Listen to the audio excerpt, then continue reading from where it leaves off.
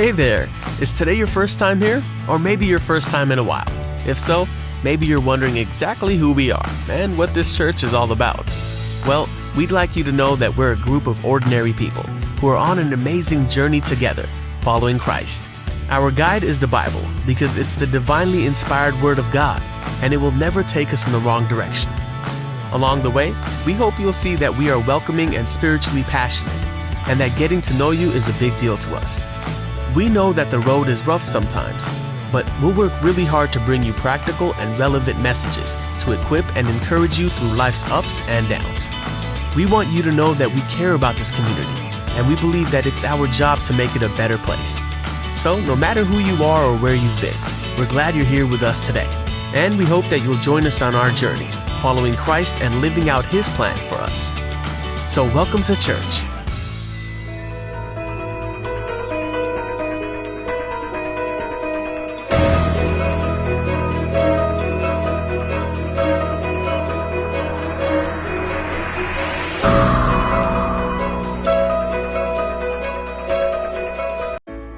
Praise the lord. प्रभु यीशु के मधुर नाम में आप सबका स्वागत है। हम प्रभु को धन्यवाद करते हैं कि उसने आज फिर हमें यह मौका दिया कि हम उसके उपस्थिति में जमा हुए, कि उसकी हम आराधना कर सकें, अपने हृदय उसके सामने हम उड़ेल सकें और उसके हृदय की बात हम सुन सकें। ये समय है कि हम अपनी आराधना का आरंभ करेंगे, और इससे पहले कि हम आराधना में जाएं, हम प्रार्थना करना चाहेंगे। तो आइए हम धन्यवाद की एक प्रार्थना करते हैं। पिता परमेश्वर, हम तुझे धन्यवाद देते हैं आज के दिन के लिए जो तूने हमें दिया। तूने अपने बड़े अनुग्रह से, बड़ी करुणा से हमें सुरक्षित रखा प्रभु, और ये दिन हमें दिखाया कि हम इसमें तेरी आराधना कर सकते हैं। और इससे पहले कि हम अपनी इस सभा का आरंभ करें, हम अपने आप को, अपने आराधना दल को, आराधना दल के अगुओं को, पास्टर एल्विस को, और साथ ही साथ हर एक दर्शक और हर एक श्रोता को तेरे हाथों में देते हैं, ताकि प्रभु हम सब पर, हर देखने वाले, हर सुनने वाले पर तेरी आशीष हो। पवित्र आत्मा, इस सभा का संचालन हम तेरे हाथों में देते हैं। तू हमारी अगुवाई कर, ताकि जो कुछ तू चाहता है हमारे द्वारा वो पूरा होने पाए, और हम जो कुछ भी करते हैं उसके द्वारा प्रभु यीशु मसीह के नाम को महिमा मिलने पाए। सारा आदर महिमा तुझको देते हुए हम इस विनती को प्रभु यीशु मसीह के नाम से मांगते हैं, आमीन। तो ये समय है कि अब हम आराधना में चलेंगे। तो आगे का समय हम आराधना दल और उनके अगुए पास्टर एल्विस के हाथ में देते हैं।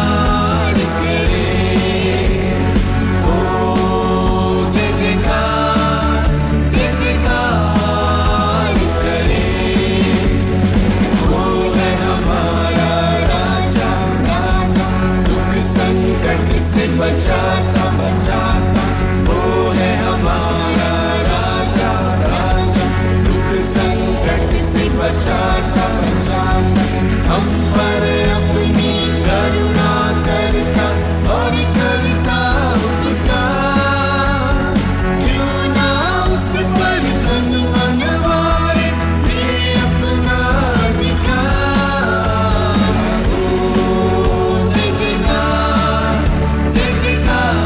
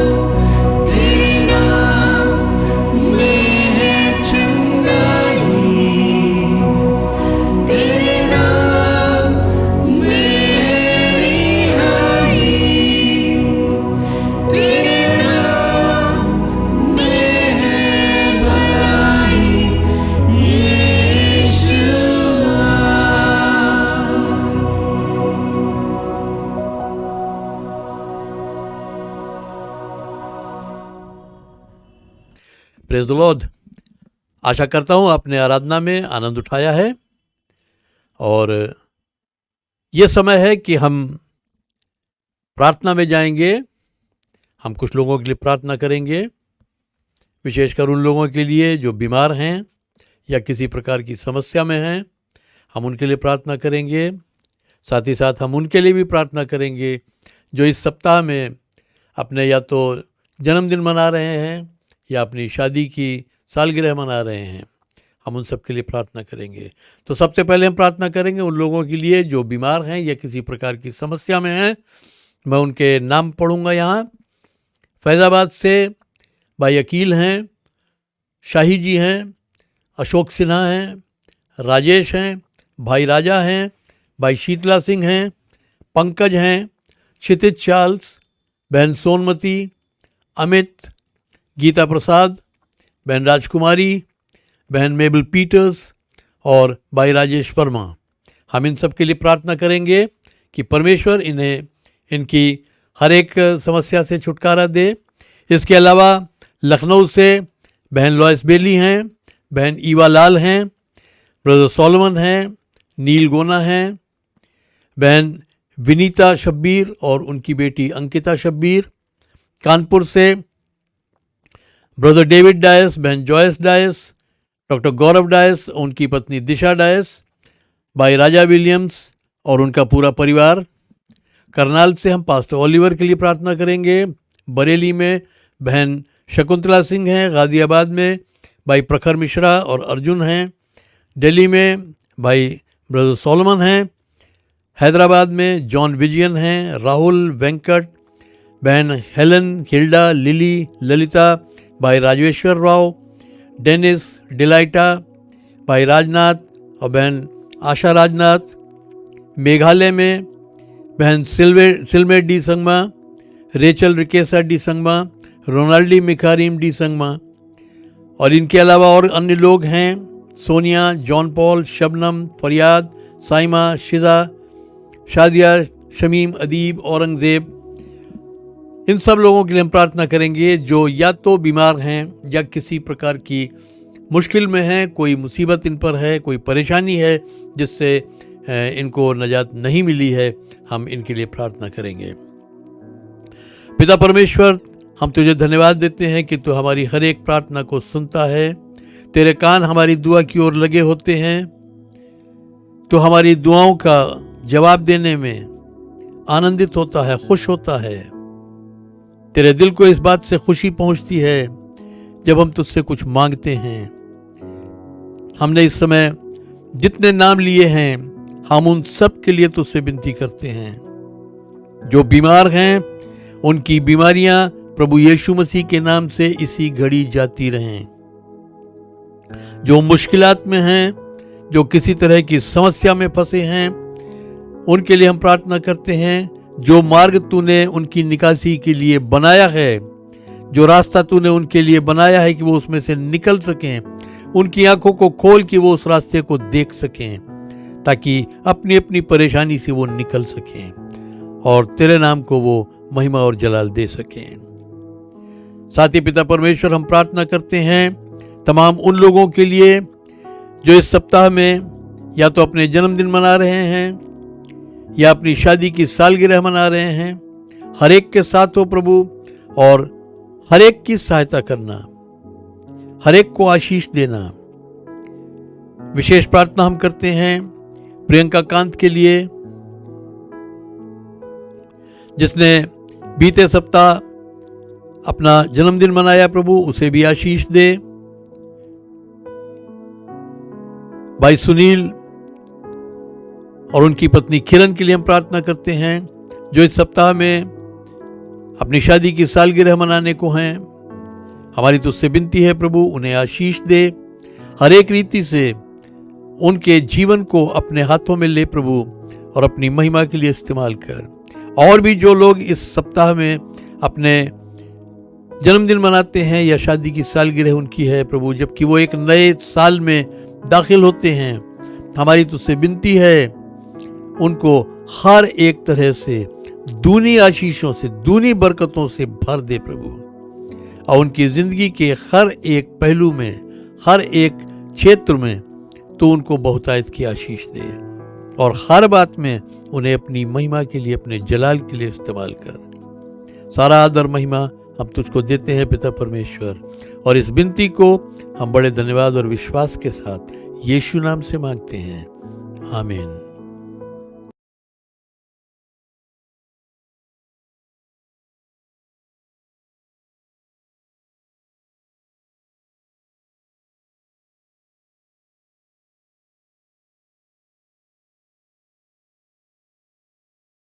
Praise the Lord.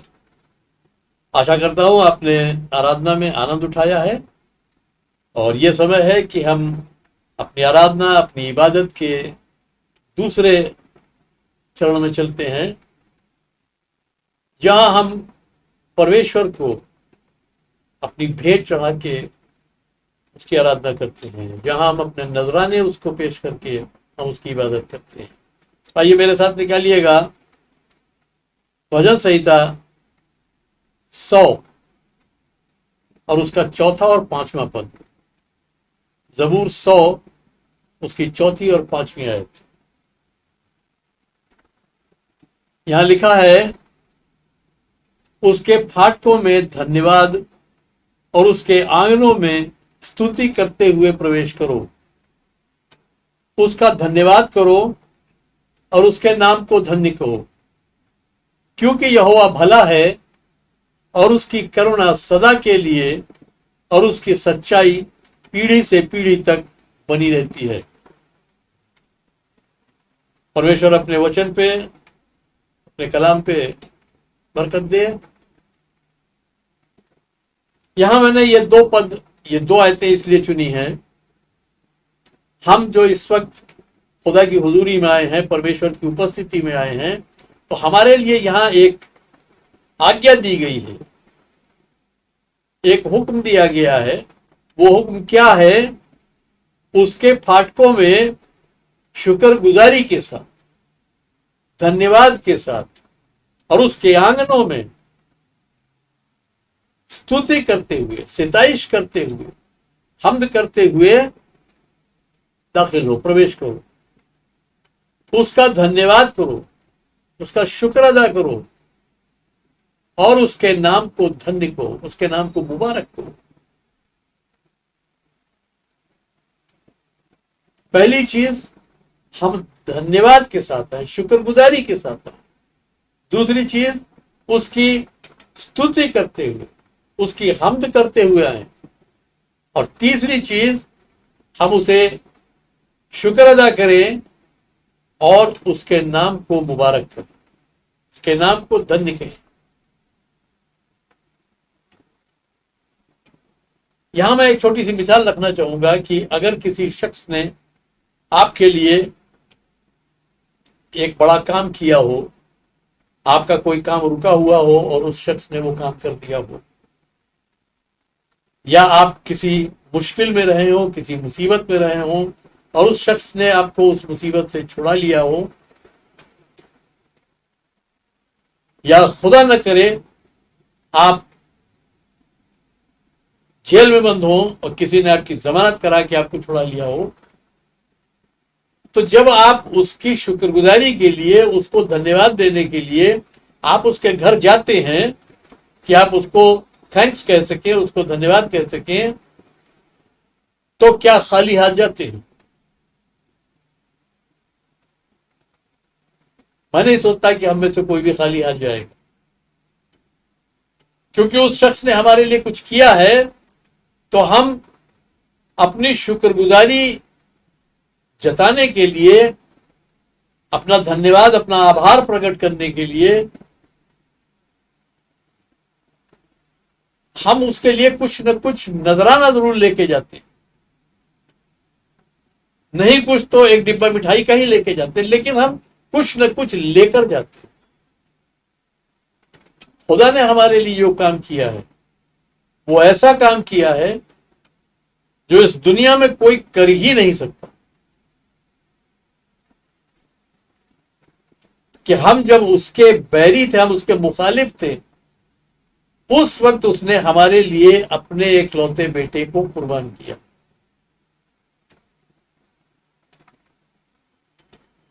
ताकि हमारा उससे मेल हो जाए, ताकि हम नजात पा जाएं। तो जब हम उसके घर में आते हैं, जब उसके आंगनों में आते हैं, जब उसके फाटकों में हम दाखिल होते हैं, तो उस समय हमें भी अपने हदिये, अपने नजराने, अपनी भेंट लेकर आना चाहिए। और ये वो वक्त है कि हम परमेश्वर को अपनी भेंट चढ़ाएंगे, खुदा को हम अपने नजराने पेश करें। जिसने भी अपने दिल में ठान रखा है, आप उस मुताबिक कर सकते हैं। जिसने अगर नहीं ठाना है, आप इसी वक्त अपने दिल में खुदा से पूछें, खुदा आपके दिल में डालेगा कि आपको क्या नजराना देना, आप वो नजराना उसको दे सकते हैं। खुदा हमसे हमारे नजराने ले नहीं लेता, लेकिन जब हम उसके सामने नजराने लेकर आते हैं तो हमसे खुश होता है और हमें वो बरकतें देता, हमें वो आशीषें देता। तो अगर आप चाहते हैं कि आप बरकतों से मालामाल हों, आप आशीषों से भरपूर हों, तो आप जब भी खुदा के घर में आते हैं, परमेश्वर के भवन में आते हैं, तो उसको अपनी भेंट, अपना नजराना जरूर चढ़ाएं।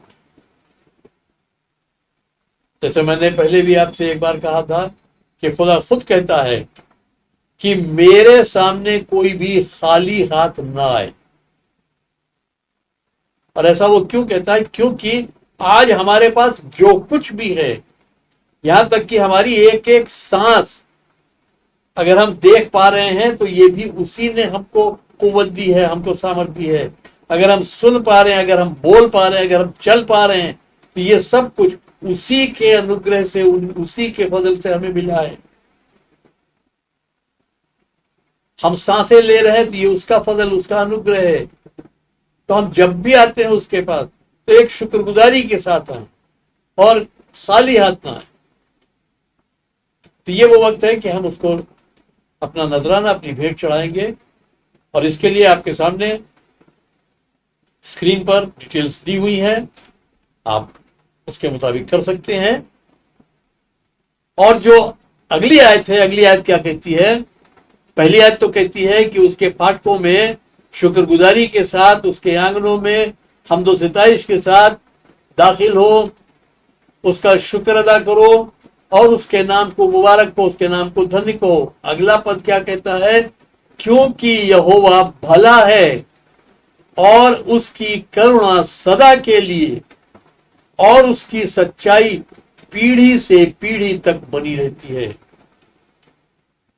क्यों उसके सामने हम शुक्रगुजारी के साथ आए? क्यों उसके सामने हम अपने भेंट लेकर आए, अपने नजराने लेकर आए? क्योंकि वो भला है, वो भला है और उसकी करुणा, His mercy endures forever, उसकी करुणा हमेशा की है और उसकी सच्चाई पीढ़ी दर पीढ़ी बनी रहती है।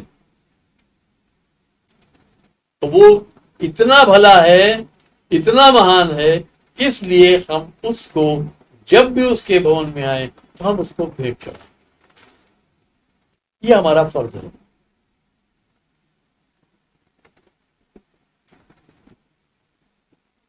तो मैं इसी के साथ आपको छोड़ना चाहता हूं कि अगर हम इंसानों के लिए, जब हम उसके घर शुक्रगुजारी अदा करने के लिए जाते हैं, तो हम कोई ना कोई नजराना जरूर लेके जाते हैं, कोई ना कोई उसके लिए भेंट जरूर लेकर जाते हैं। तो हम जब खुदा के घर में आते हैं, परमेश्वर के भवन में आते हैं, तो वहां भी हमें अपनी भेंट, हमें अपने नजराने लाने चाहिए।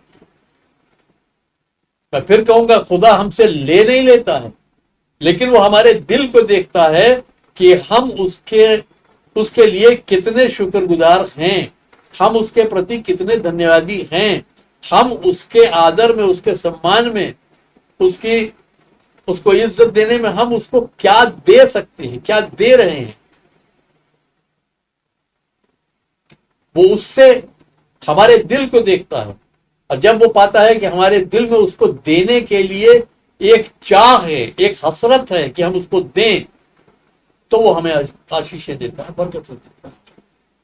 और अगर हम मन महसूस कर देते हैं, क्या बताएं, पास्टर साहब ने कह दिया, अब मजबूरी हो गई, मुझे कुछ ना कुछ तो देना पड़ेगा, तो ऐसी हालत में खुदा उससे खुश नहीं होता, क्योंकि दूसरा कुरिन्थियों 9 में साफ लिखा है कि परमेश्वर हर्ष से देने वाले से आनंदित होता है।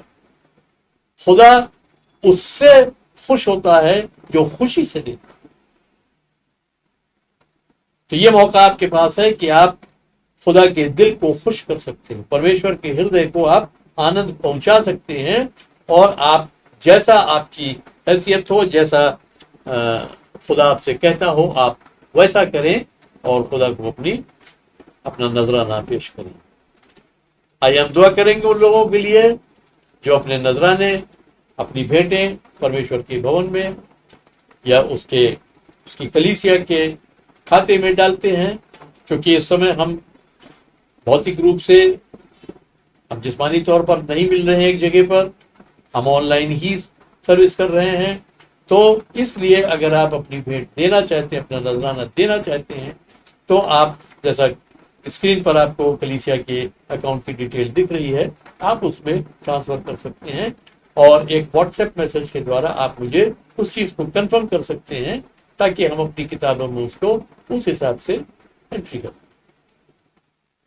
आइए हम दुआ करेंगे। पिता परमेश्वर, हम तुझे धन्यवाद देते हैं हर उस शख्स के लिए, हर उस व्यक्ति के लिए जो इस समय तेरे भवन में अपनी भेंट लेकर आया है। जो भी तेरे भवन में अपनी भेंट या अपने दसवांश लेकर आते हैं, अपने नजराने या अपनी दहेकी लेकर आते हैं, अपने वायदे के मुताबिक, उनके लिए तो आसमान के झरोखे खोल दे और उन पर बेशुमार बरकतों की बारिश कर, यहां तक कि उनके पास जगह कम पड़ने लगी।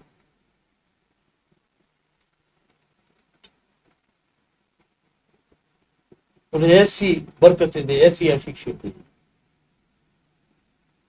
आज जो कुछ भी जिस हाथ ने तेरे राज में बोया है, या जिस दिल ने जो ठाना है, हमारी तुझसे विनती है, उसको तू 100 गुना आशीषें दे। जिसने जो कुछ बोया है वो उसका 100 गुना फसल काटने का। और जो हाथ किसी वजह से अगर न दे पाए, तो उन्हें भी तू बरकत दे, ताकि वो भी तेरे राज में, तेरी बादशाहत में बो के एक बहुतायत की कटनी काट सके, और वो आशीषित हो।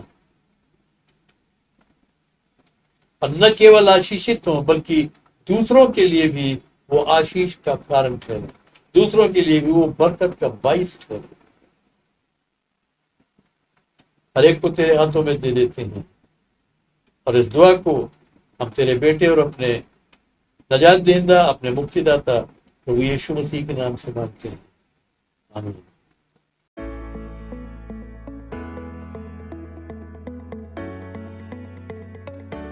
Give unto the Lord, O you mighty ones, give unto the Lord glory and strength.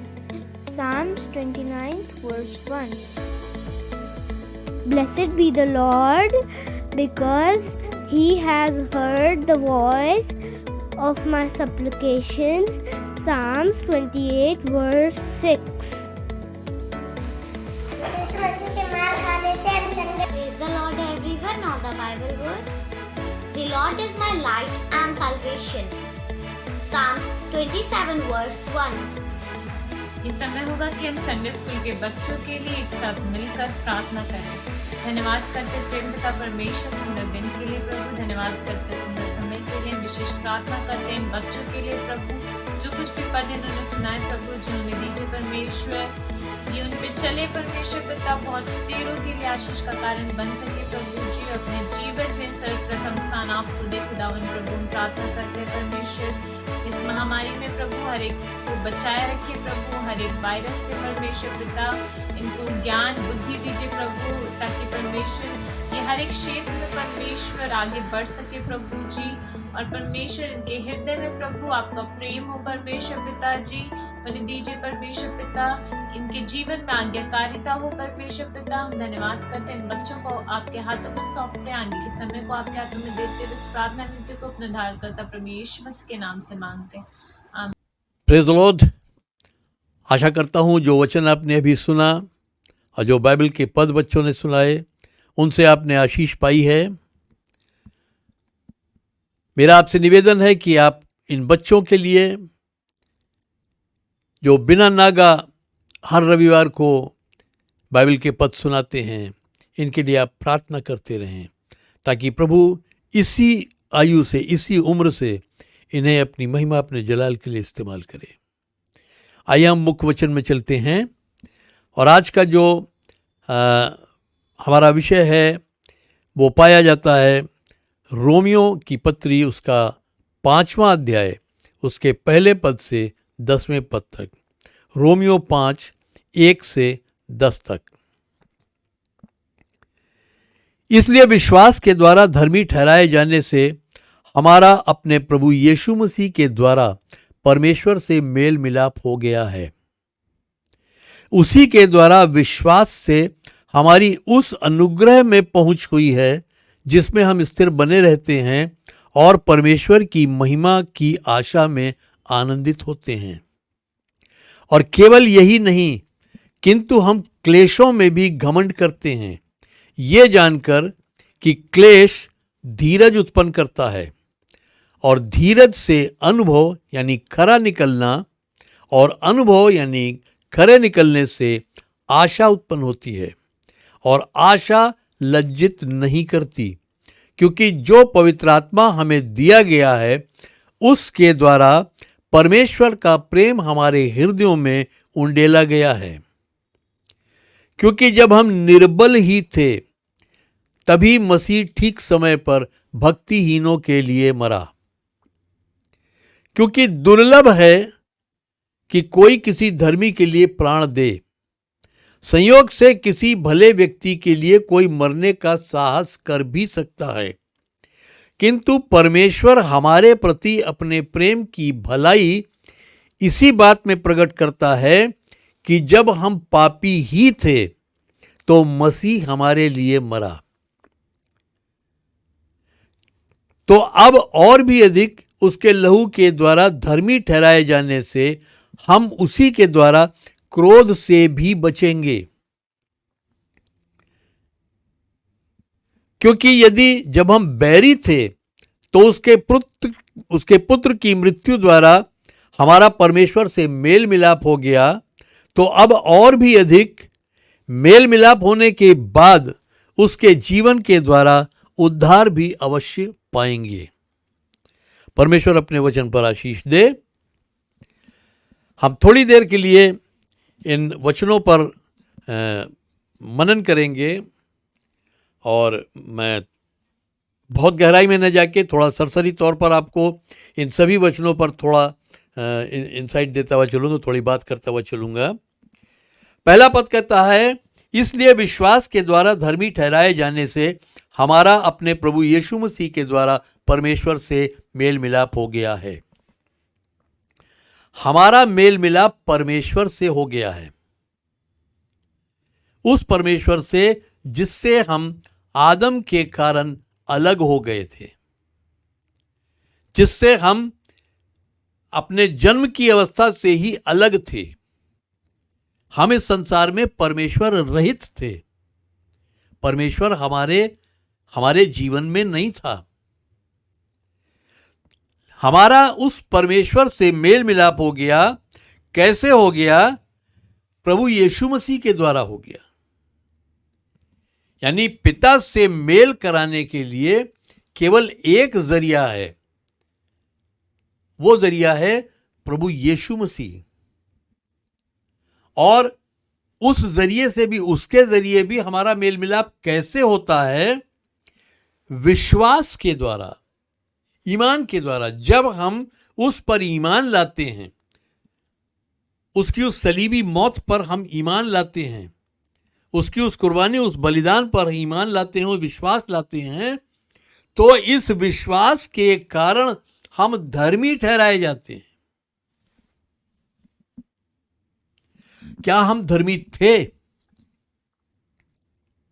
या क्या हम धर्मी हैं? कौन कह सकता कि हाँ मैं धर्मी हूं? मैं अपने आप को धर्मी नहीं कह सकता, क्योंकि अक्सर कहीं ना कहीं किसी न किसी बात में चूकता हूं। हम अपने आप में धर्मी नहीं हैं, लेकिन प्रभु यीशु मसीह के द्वारा, उसके जरिए से, उस ईमान के चलते जो हमने उसकी उस सलीबी मौत और उसके जी उठने पर किया है, उसके जरिए, उसके द्वारा हम धर्मी ठहरा दिए जाते हैं, हम रास्तबाज ठहरा दिए जाते हैं। संसार में एक भी धर्मी नहीं है। वचन खुद कहता है कि एक भी धर्मी नहीं है। हम सब ने पाप किया है और परमेश्वर की महिमा से रहित हैं। तो धर्मी एक भी नहीं है, लेकिन जो प्रभु यीशु मसीह पर विश्वास कर लेता है, उसकी मृत्यु पर विश्वास कर लेता है, इस बात पर विश्वास कर लेता है कि उसके पापों का दंड प्रभु यीशु मसीह ने उठा लिया है, तो इस विश्वास के कारण वो धर्मी ठहरा दिया जाता है। परमेश्वर की दृष्टि में वो धर्मी ठहरा दिया जाता है। तो हमारे साथ भी यही हुआ, हमारा मेल मिलाप परमेश्वर से हो गया, और ये हमारे अपने कारण नहीं हुआ, हमारे अपने कर्मों के कारण नहीं हुआ, हमारी अपनी किसी अच्छाई, किसी खूबी की वजह से नहीं हुआ, हमारे अपने व्यवहार से, हमारे अपने आचरण के कारण नहीं हुआ, लेकिन केवल इस बात से हुआ कि हमने प्रभु यीशु मसीह के उस बलिदान पर विश्वास किया और यीशु को अपना उद्धारकर्ता हमने अपने मुख से अंगीकार कर लिया, हमने उसे ग्रहण कर लिया और हमने अपने पापों से पश्चाताप किया। इस कारण हम धर्मी ठहराए गए। और इस पश्चाताप कर लेने का मतलब ये भी नहीं है कि अब हमारे जीवन में पाप होगा ही नहीं। हम कभी न कभी कुछ न कुछ गलती करते हैं, कहीं न कहीं कोई पाप हमसे कभी हो जाता है, लेकिन अंतर क्या है कि अब हम उस अवस्था में नहीं है कि हम पाप में बने रहें। अब हमारा विवेक तुरंत हमें चेताता है और हम तुरंत उसके लिए क्षमा मांगते हैं, और प्रभु हमें एक बार फिर क्षमा करके फिर से शुद्ध करके खड़ा करता है। एक बार फिर वो हमें धर्मी ठहराता है। तो यीशु मसीह की इस मृत्यु के द्वारा हमारा परमेश्वर से मेल हो गया है, जो हमारे अपने प्रयासों से नामुमकिन था, असंभव था। दूसरा पद कहता है, उसी के द्वारा विश्वास से हमारी उस अनुग्रह में पहुंच हुई है जिसमें हम स्थिर बने रहते हैं और परमेश्वर की महिमा की आशा में आनंदित रहते हैं। हमारी पहुंच कहां हुई है? उस अनुग्रह तक हो गई है, उस फजल तक हो गई है।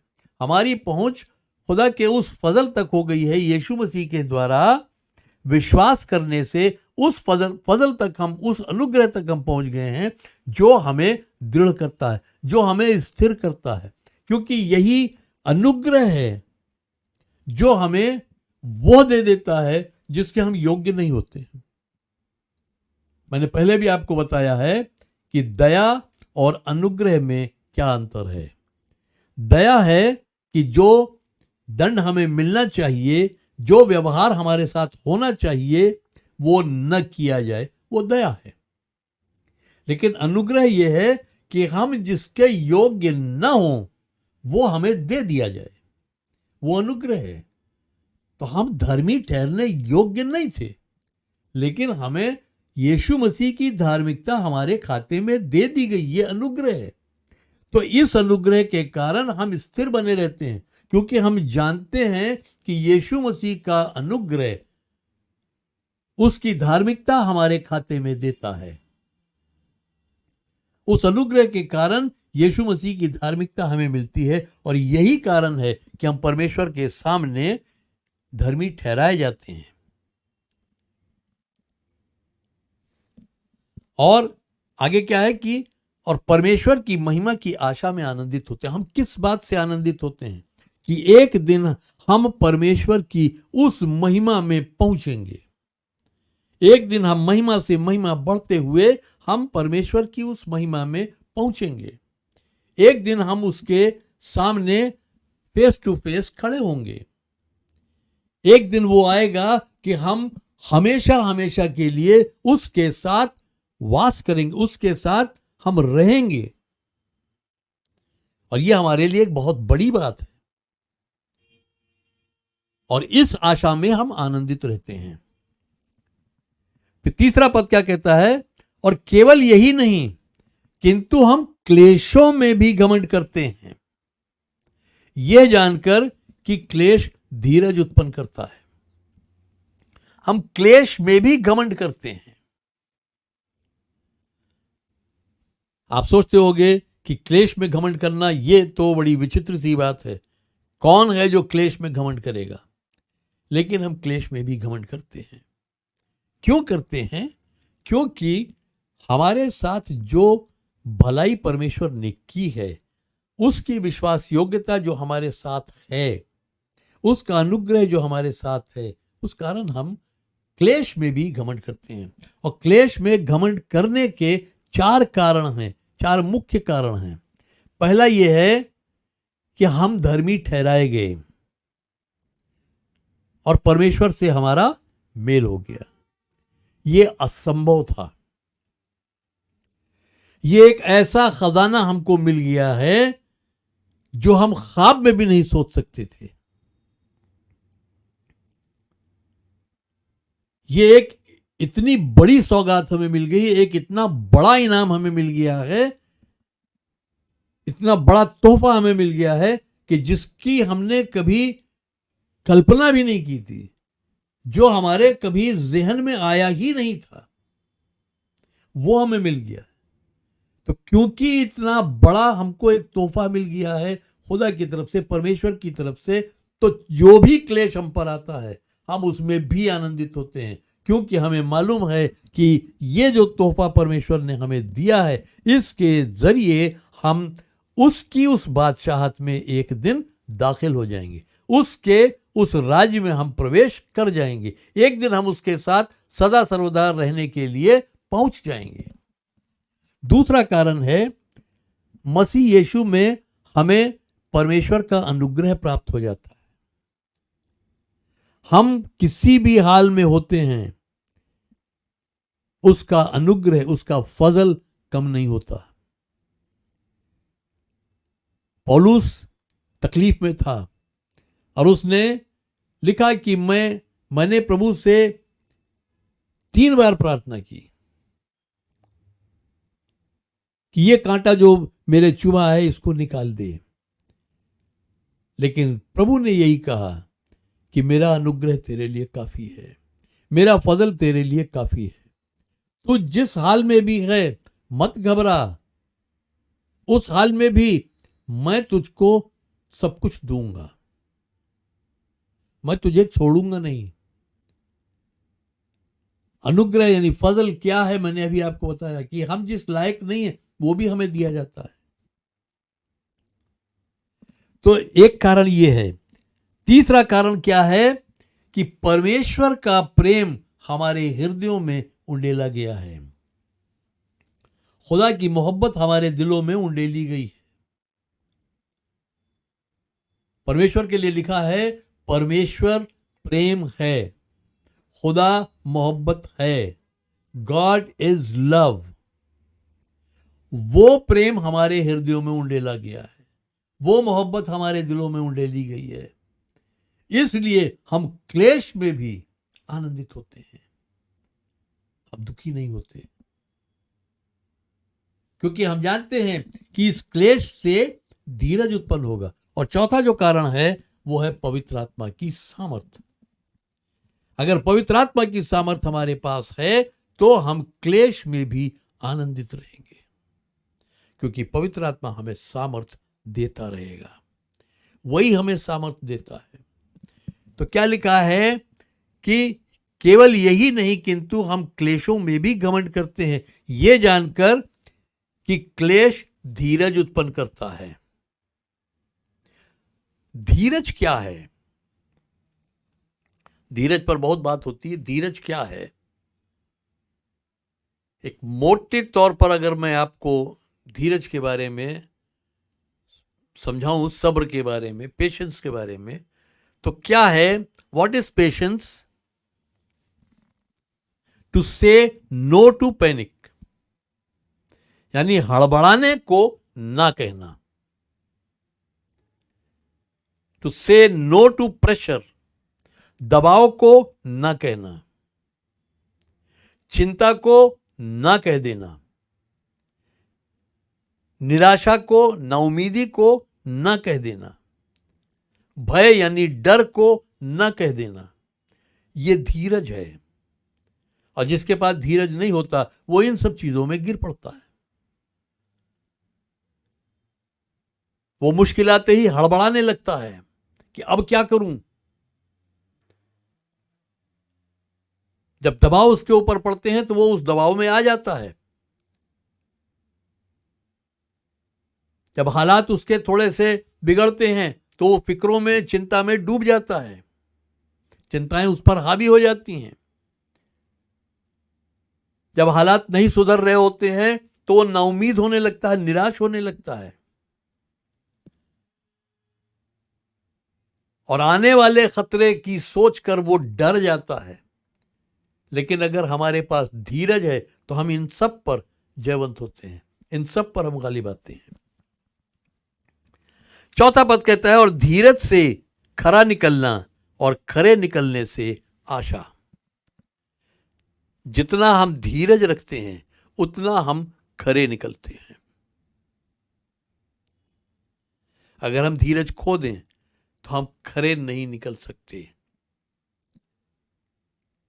खरा निकलने का मतलब यह है कि कोई भी आजमाइश हो, उस आजमाइश में हम गिरे नहीं बल्कि हम स्थिर खड़े रहें।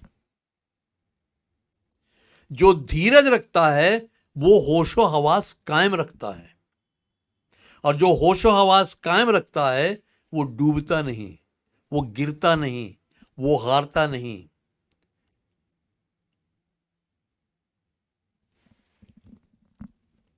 तो धीरज जो है वो हमें खरा निकलने में मदद करता है।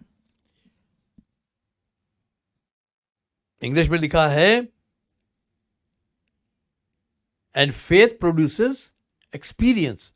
Faith, experience, and experience, hope. Experience means अनुभव। तो हर एक परिस्थिति जहां हमें धीरज रखना हुआ वो हमें एक अनुभव देती है, एक तजुर्बा देती है, और हर तजुर्बा, हर अनुभव हमको एक नई सीढ़ी पर चढ़ाता है। जब जब हम सब्र से काम लेते हैं, धीरज से काम लेते हैं, तो हम एक नई सीढ़ी पर चढ़ते हैं, एक नया तजुर्बा हम हासिल करते हैं, और उस तजुर्बे से हम तरक्की की तरफ बढ़ते जाते हैं, उन्नति की ओर हम बढ़ते जाते हैं। खराई पर चलने वाला शख्स जो है वो परमेश्वर के हृदय के निकट होता है। जो खरा व्यक्ति है वो परमेश्वर के हृदय के बहुत निकट होता है।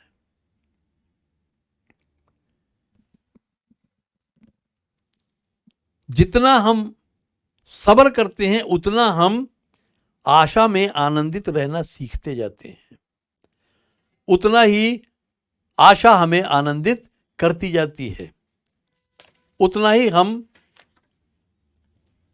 घबराहट से दूर होते हैं, और जो वायदे खुदा ने हमसे किए हैं हम उनमें उम्मीद रखते हैं, हम उन पर उम्मीद में शादमान रहते हैं, आशा में आनंदित रहते हैं। तो पांचवा पद क्या कहता है, और आशा लज्जित नहीं करती, क्योंकि जो पवित्र आत्मा हमें दिया गया है उसके द्वारा परमेश्वर का प्रेम हमारे हृदयों में उंडेला गया है। आशा लज्जित नहीं करती। अगर हम परमेश्वर पर आशा रखते हैं तो हम लज्जित नहीं होंगे, क्योंकि अगर हम उस पर आशा रखते हैं तो हमारी निगाहें भी उसी पर लगी होंगी। और लिखा है कि जिसने उसकी ओर नजर की उसने नूर पाया, उसने ज्योति पाई, और उसका मुंह कभी काला नहीं हुआ। तो आशा हमें लज्जित नहीं करती, क्योंकि जो पवित्र आत्मा, जो पाक रूह हमको दिया गया है, उसके जरिए खुदा की मोहब्बत, परमेश्वर का प्रेम हमारे दिलों में उंडेला गया है। हम नहीं जानते थे कि लोगों से प्रेम कैसे करना चाहिए। हम नहीं जानते थे कि दुश्मनों से भी हम प्रेम कर सकते हैं। लेकिन जो प्रेम परमेश्वर ने हमारे हृदय में उंडेल दिया है, वो हमको सिखाता है कि हम अपने शत्रुओं से भी प्रेम करते हैं, हम अपने दुश्मनों से भी मोहब्बत करते हैं, हम अपने मुखालिफों से भी मोहब्बत करते हैं, हम अपने विरोधियों से भी प्रेम करते हैं। तो परमेश्वर का जो पवित्र आत्मा हमारे हृदयों में उंडेला गया है, वो पवित्र आत्मा जब आता है तो वो परमेश्वर का प्रेम लेकर आता है। फिर कोई व्यक्ति कितना भी बुरा क्यों ना हो, हम उससे नफरत नहीं करते, हम उससे प्रेम करते हैं। कोई हमारे खिलाफ कितना भी जा रहा हो, हम उससे नफरत नहीं करते, हम उसको बद्दुआएं नहीं देते, हम उससे फिर भी मोहब्बत करते हैं। हम उसके लिए दुआ करते हैं कि खुदा उसे बरकत दे।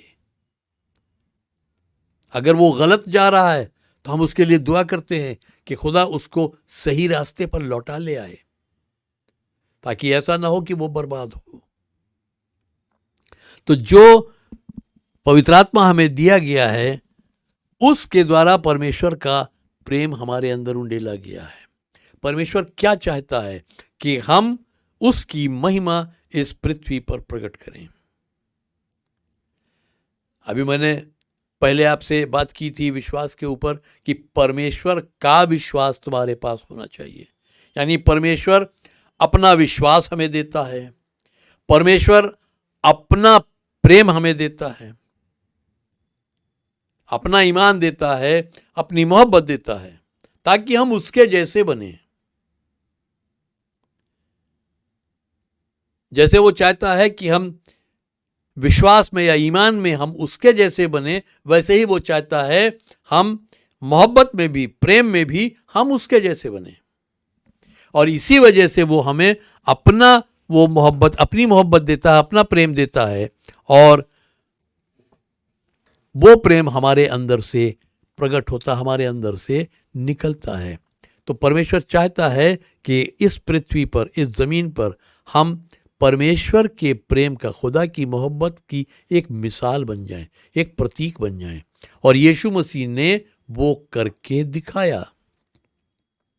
जिन लोगों ने उसका ठट्ठा उड़ाया, जिन लोगों ने उसे मारा पीटा, उसका मजाक बनाया, उसको तकलीफें दी, उसको लहूलुहान किया, उसके साथ बदतमीजियां की, उसको क्रूस पर टांगा, उसने उनसे मोहब्बत की और उनके लिए दुआ की कि अब आप इन्हें माफ कर दे, क्योंकि ये नहीं जानते हैं ये क्या कर रहे हैं। तो परमेश्वर यही चाहता है कि हम भी वैसी ही एक मिसाल इस दुनिया में बने। आगे लिखा है 6 पद में, क्योंकि जब हम निर्बल ही थे तभी मसीह ठीक समय पर भक्तिहीनों के लिए मरा।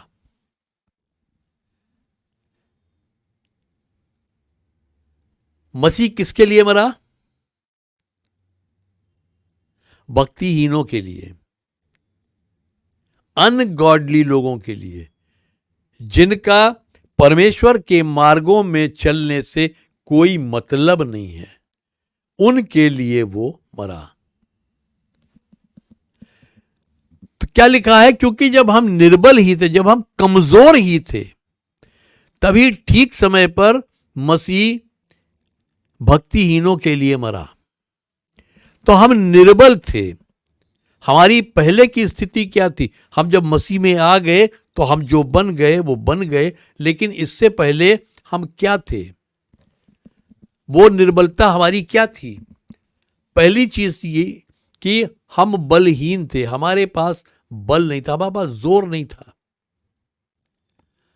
हम दुर्बल थे, हम मरणासन्न थे, हम बिल्कुल मौत के करीब थे, हम कमजोर थे, हम पाप का विरोध नहीं कर सकते थे, हम गुनाह की मुखालफत नहीं कर सकते थे, हम भलाई करने में बिल्कुल लाचार थे, असहाय थे, हम भलाई नहीं कर सकते थे।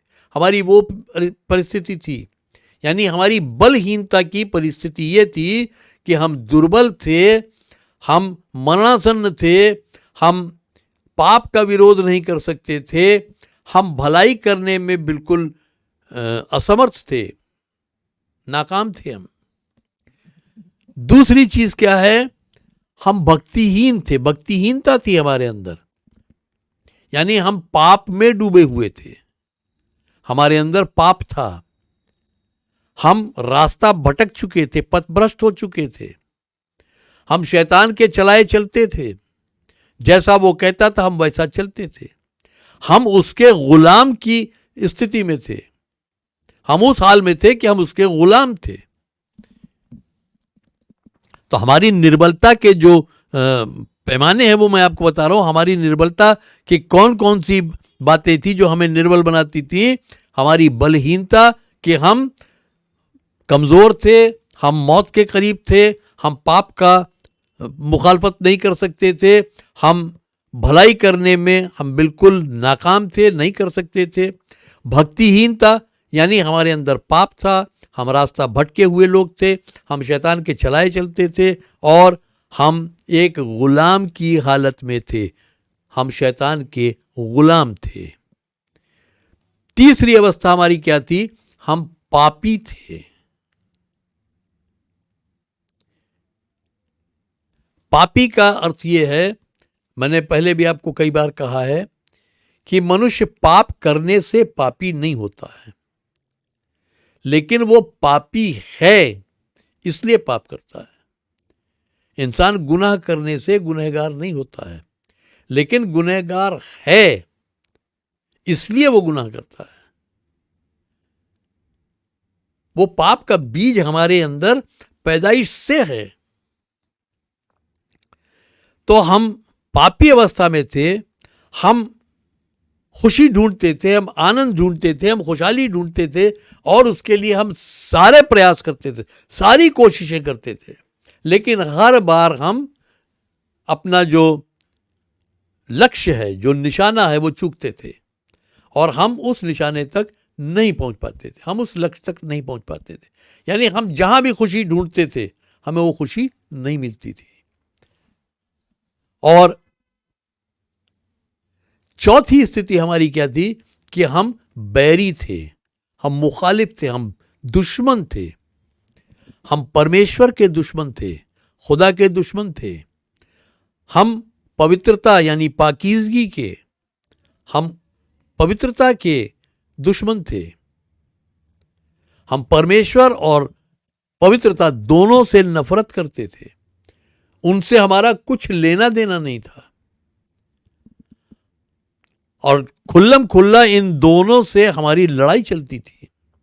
जब तक हम मसीह में नहीं आए थे तब तक न तो हमें परमेश्वर से कुछ लेना देना था, न हमें पवित्रता से कुछ लेना देना था। हम इनके बैरी थे, हम इनके दुश्मन थे, इनसे हमारी लड़ाई चलती थी। तो लिखा है जब हम निर्बल ही थे तो मसीह ठीक समय पर भक्तिहीनों के लिए मरा।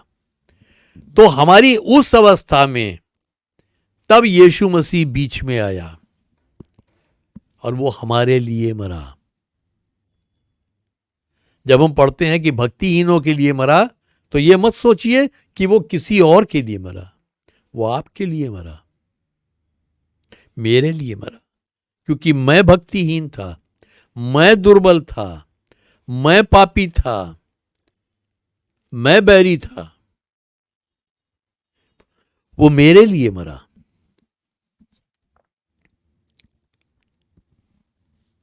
और इन सब अवस्थाओं में होने के कारण हम परमेश्वर से रहित थे। हमारे जीवन में परमेश्वर नहीं था, हमारी जिंदगी में खुदा नहीं था।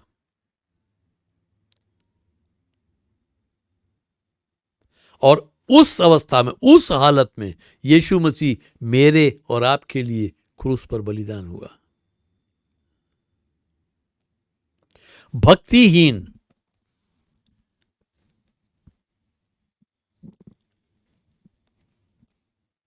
वो हैं जिनको मैंने अभी आपको बताया। और यहूदी जो हैं, ये इंसानों को 4 कैटेगरी में बांटते थे।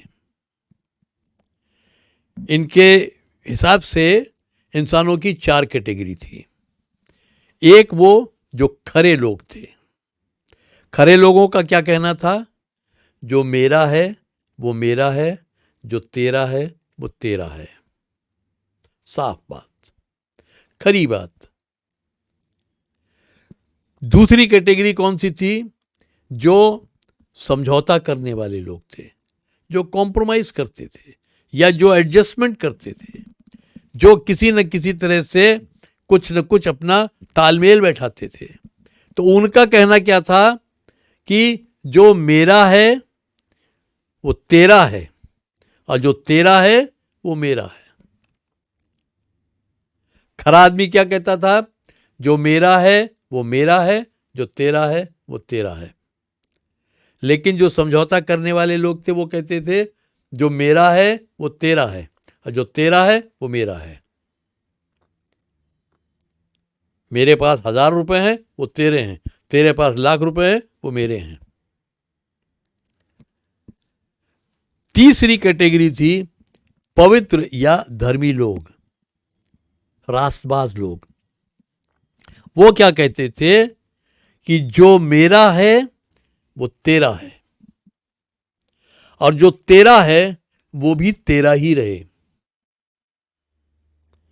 ये धर्मी व्यक्ति का कहना था कि जो मेरा है वो तेरा है, यानी मैं तेरे लिए कुछ भी करने को तैयार हूं और जो तेरा है वो भी तेरा ही रहे, तू बदले में मुझे कुछ मत दे। और चौथे जो भक्तिहीन लोग थे, जो अनगॉडली लोग थे, जिनका खुदा से कुछ लेना देना नहीं, वो लोग थे। वो क्या कहते थे कि जो मेरा है वो तो मेरा है और जो तेरा है वो भी मेरा होगा, यानी मैं उसको भी हड़प लूंगा। तो 4 कैटेगरी के लोग, उनके मान्यता थी कि 4 कैटेगरी के लोग होते हैं। पहले वो जो खरे हैं वो कहते हैं जो मेरा है वो मेरा है, जो तेरा है वो तेरा है। दूसरे वो जो समझौता करने वाले लोग हैं, जो एडजस्टमेंट करने वाले लोग हैं, वो कहते थे जो मेरा है वो तेरा है और जो तेरा है वो मेरा है। और जो पवित्र लोग थे, जो धर्मी लोग थे, वो ये कहते थे जो मेरा है वो तेरा है और जो तेरा है वो भी तेरा ही रहे। और जो भक्तिहीन अनगॉडली लोग थे वो कहते थे जो मेरा है वो तो मेरा है ही, जो तेरा है वो भी मेरा होगा। तो ये 4 कैटेगरी के लोग थे। तो परमेश्वर ने यीशु मसीह को भेजा भक्तिहीनों के लिए मरने के लिए। तो कितनी बड़ी बात है कि जो भक्तिहीन थे, जिनका परमेश्वर से कोई मतलब नहीं था, जिनका खुदा से कोई रिश्ता नहीं था दूर दूर तक, जो खुदा के खिलाफ चलते थे, उनके लिए यीशु मसीह मरा। फिर 7वां पद क्या कहता है? क्योंकि दुर्लभ है कि कोई किसी धर्मी के लिए प्राण दे। संयोग से किसी भले व्यक्ति के लिए कोई मरने का साहस भी कर सकता है। यानी यह बहुत मुश्किल है कि कोई किसी दूसरे के लिए, कोई किसी धर्मी के लिए प्राण दे दे। मतलब किसी धर्मी के लिए कोई प्राण दे, यही मुश्किल है। हो सकता है पर चांस, संयोग से कोई किसी भले व्यक्ति के लिए एक बार को जान देने का हियाव कर भी ले, हिम्मत कर भी ले, लेकिन एक पापी के लिए, एक उस व्यक्ति के लिए जो दुश्मन है, उसके लिए जान देने को कौन तैयार होगा?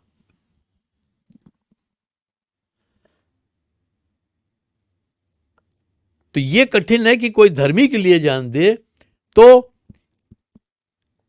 धर्मी के लिए तो एक बार को हिम्मत कर भी सकता है, लेकिन 8वां पद कहता है, किंतु परमेश्वर हमारे प्रति अपने प्रेम की भलाई इसी बात में प्रकट करता है कि जब हम पापी ही थे तो मसीह हमारे लिए मरा। परमेश्वर खुदा जो हमसे मोहब्बत करता है, वो अपनी उस मोहब्बत की जो अच्छाई है, जो भलाई है, वो कैसे जाहिर करता है? वो इस बात में जाहिर करता है कि जब हम गुनहगार ही थे, जब हम पाप में ही थे, पापी ही थे, तो मसीह हमारे लिए मरा। मैं जब पापी था तो यीशु मसीह मेरे लिए मरा।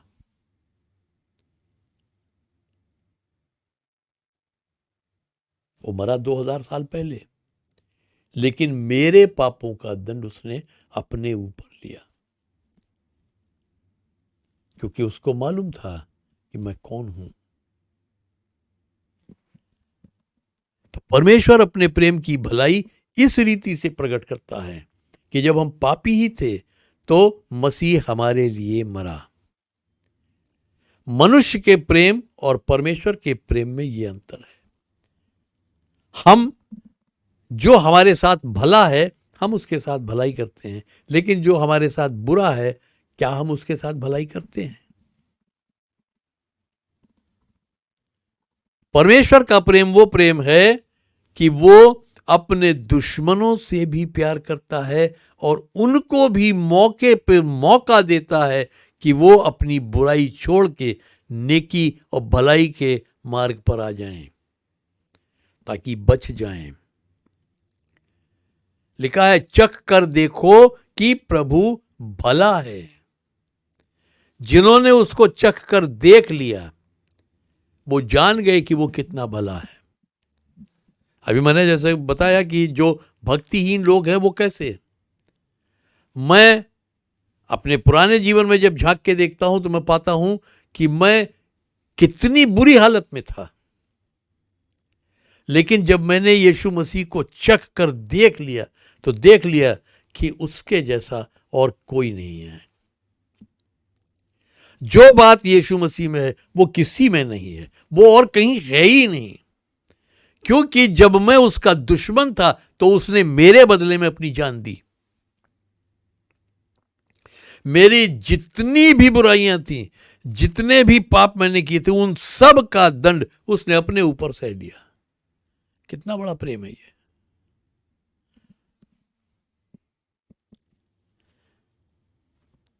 तो अब बात आती है 9वें पद में, तो अब और भी अधिक उसके लहू के द्वारा धर्मी ठहराए जाने से हम उसी के द्वारा क्रोध से भी बचेंगे। कि जब हम उसकी मृत्यु के द्वारा उस पर विश्वास करने के द्वारा हमारा परमेश्वर से मेल मिलाप हो गया, परमेश्वर ने अपना पवित्र आत्मा हम पर उंडेल दिया, अपना प्रेम हमारे हृदय में उंडेल दिया, वो सब कुछ कर दिया, तो क्या लिखा है, तो अब और भी अधिक उसके लहू के द्वारा धर्मी ठहराए जाने से, हम यीशु मसीह के लहू के द्वारा धर्मी ठहराए गए, क्योंकि हमने उसके लहू बहाने पर विश्वास किया। हमने ये विश्वास किया कि उसने मेरे लिए, मेरे पापों का लेखा मिटाने के लिए, मेरे पापों की क्षमा के लिए उसने अपना लहू बहाया, मेरे गुनाहों की माफी के लिए उसने अपना लहू बहाया। तो जब हमने ये विश्वास कर लिया तो उसके लहू के द्वारा हम धर्मी ठहराए गए, तो अब उसी के द्वारा हम परमेश्वर के क्रोध से भी बचेंगे, हम खुदा के गजब से भी बचेंगे। ये हमारी एक आशा है, ये हमारा एक विश्वास है, ये हमारा एक भरोसा है, ये हमारा एक बल है कि अगर उसके लहू से हम धर्मी ठहरा दिए गए हैं तो अब परमेश्वर के क्रोध से भी हम बचेंगे। परमेश्वर का क्रोध हम पर नहीं आएगा, क्योंकि अगर हम यीशु मसीह के पास ना आते, उसके लहू के द्वारा हम साफ न किए गए होते, तो परमेश्वर का क्रोध हम पर भड़कता, और जिस दिन उसका क्रोध भड़केगा उस दिन बहुत भयानक स्थिति होगी। तो हम उसके क्रोध से भी बचेंगे। यीशु मसीह ने अपना लहू यूं ही नहीं बहा दिया, उसने इसलिए अपना लहू बहाया ताकि हम धर्मी ठहराए जाएं, ताकि हम उसकी इस कुर्बानी पर, इस बलिदान पर विश्वास करके हम धर्मी ठहराए जाएं। और जब हम धर्मी ठहरा दिए गए तो फिर हम क्रोध से भी बचेंगे, हर हाल में बचेंगे, जरूर बचेंगे। अब हमारे ऊपर उसका क्रोध भड़कने का कोई सवाल ही नहीं उठता है। 10वां पद क्या कहता है, और बहुत महत्वपूर्ण पद है, क्योंकि यदि जब हम बैरी थे तो उसके पुत्र की मृत्यु के द्वारा परमेश्वर से हमारा मेल मिलाप हो गया, तो अब और भी अधिक मेल मिलाप होने के बाद उसके जीवन के द्वारा उद्धार भी अवश्य पाएंगे। जब हम बैरी थे, जब हम मुखालिफ थे, जब हम परमेश्वर के बैरी थे, तो यीशु मसीह की मृत्यु के द्वारा हमारा परमेश्वर से मेल हुआ। यानी हमने जिससे शत्रुता ले रखी थी, जिससे दुश्मनी ले रखी थी, यीशु मसीह बीच में आया, उसने मौत सही, मेरी मौत सही, ताकि मेरा और खुदा का मेल हो जाए। तो अगर जब हम बैरी थे और उसके पुत्र ने ऐसा हमसे प्रेम किया कि हमारे लिए अपने प्राण दिए ताकि हम परमेश्वर से हमारा मेल मिलाप हो जाए, तो अब और भी अधिक जबकि हमारा मेल मिलाप हो गया है, तो उसके जी उठने के कारण, उसके जीवन के कारण हम उद्धार भी जरूर पाएंगे, हम नजात भी जरूर पाएंगे। जब हम पापी थे तो उसकी मृत्यु के द्वारा हमारा परमेश्वर से मेल मिलाप हो गया। तो अब जब मेल मिलाप हो गया तो अब उसके जी उठने के कारण, उसके जीवन के कारण, उसकी जिंदगी के कारण हम नजात या उद्धार जरूर पाएंगे। यानी अब हम पर दंड की आज्ञा नहीं होगी। तो इन सब बातों में अगर हम देखें तो हमारे लिए कुछ एक शिक्षाएं हैं, कुछ एक हमारे लिए यहाँ पर बातें हैं जो हमें सीखनी चाहिए और हमें अमल में लानी चाहिए कि हम उसके अनुग्रह यानी उसके फजल को कभी न भूलें और अपने ईमान में, अपने विश्वास में स्थिर बने रहें। हम परमेश्वर से जो हमारा दोबारा मेल हो गया, हम उसके मोल को कभी न भूलें, उसको समझें और उसमें स्थिर बने रहें। हम परमेश्वर की महिमा में आनंदित रहें। हम क्लेशों में भी परमेश्वर के प्रेम और प्रभु यीशु मसीह के बलिदान पर घमंड करें।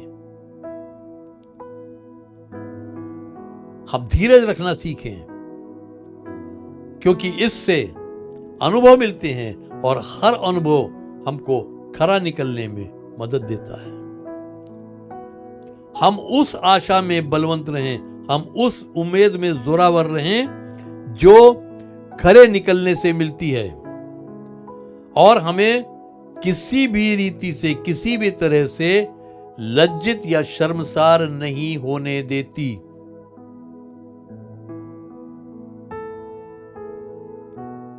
पवित्र आत्मा के द्वारा परमेश्वर का जो प्रेम हमारे दिलों में डाला गया है, उंडेला गया है, हम वो प्रेम मनुष्यों में, इंसानों में बांटें। खुदा ने जो मोहब्बत अपनी हमारे दिलों में डाली है, हमारा फर्ज है कि हम वो मोहब्बत लोगों में बांटें। जिस प्रकार परमेश्वर ने अपने प्रेम की भलाई प्रकट की, उसी प्रकार हम भी करें। हमारा भी फर्ज है कि जैसे खुदा ने अपनी भलाई जाहिर की है, वैसे ही हम भी अपनी भलाई जाहिर करें, क्योंकि खुदा ने वो मोहब्बत हमें भी दी है। दूसरों के लिए सदैव भलाई की सोचें, उनके बारे में सोचें, उनकी मदद करें, उनके लिए जो कुछ आप कर सकते हैं करें। तो मैं यहीं पर खत्म करना चाहूंगा और उम्मीद करता हूं कि हमने कुछ न कुछ आज जरूर सीखा है और आने वाले दिनों में हमारी जिंदगी कुछ और बेहतर होगी। हम तरक्की की 1-2 पायदान और ऊपर चढ़ेंगे और इसी तरह तरक्की करते हुए धीरे धीरे हम ऊंचाई तक पहुंचते जाएंगे। तो परमेश्वर आप सबको आशीष दे, खुदा आप सबको बरकत दे। आइए हम प्रार्थना करेंगे। पिता परमेश्वर, हम तुझे धन्यवाद देते हैं कि तूने अपने वचन के द्वारा आज हमसे बातचीत की, और यह सच है कि हम तो किसी लायक नहीं थे।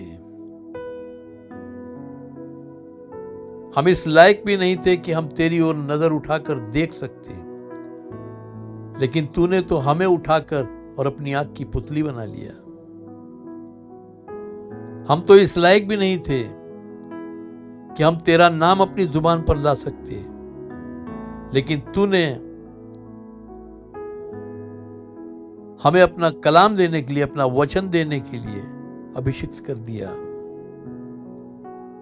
हम तो इस लायक भी नहीं थे कि हम तेरे पास आ सकते, लेकिन तूने हमें अपने बेटे और बेटियां बना लिया। हम इसके लिए तुझे धन्यवाद देते हैं।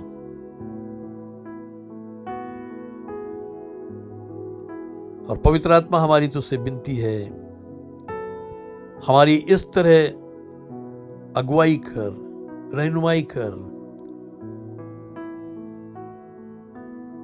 कि हम तेरी आवाज को सुनते हुए